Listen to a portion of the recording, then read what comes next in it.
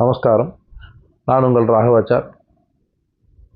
இன்னைக்கு 19/8/2026 புதன்கிழமை. இன்னைக்கு நாள் அப்படின்றது பார்த்தீங்கன்னாக்க சப்தமி திதி, நட்சத்திரம் விசாகம். இன்னைக்கு ஓரளவுக்கு இன்னைக்கு முருகனோட அருளோடு இருக்கக்கூடிய நாள், முருகனோட நட்சத்திரம், சப்தமி திதி எல்லாமே ஓரளவுக்கு இன்னைக்கு நல்லா இருக்கு.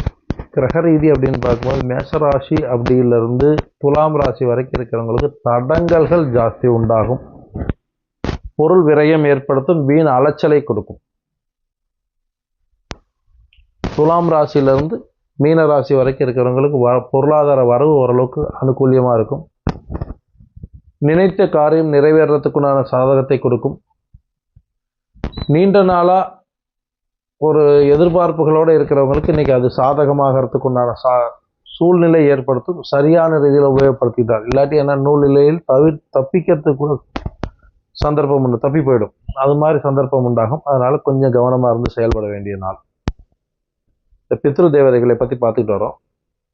இந்த அமாவாசை அன்னைக்கு தர்ப்பணம் அப்படின்றது ரொம்ப முக்கியம்.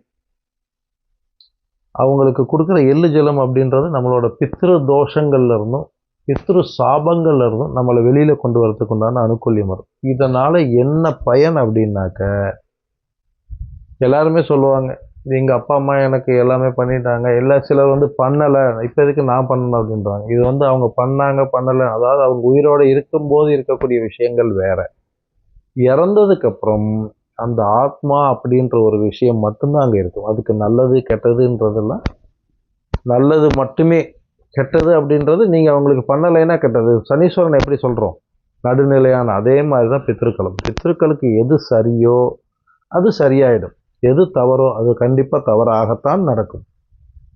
பொதுவாக பார்த்தீங்க அப்படின்னா இது ஏன் அப்படின்னு சொல்கிறோம்னாக்கா, நம்மளோட மூதாதையராகட்டும், நம்மளோட தாத்தாவாகட்டும், அப்பாவாகட்டும், பாட்டாவாகட்டும், பாட்டி ஆகட்டும், இவங்க என்னோட பேரனோ என்னோட மகனோ கஷ்டப்படணும்னு யாரும் நினைக்க மாட்டாங்க.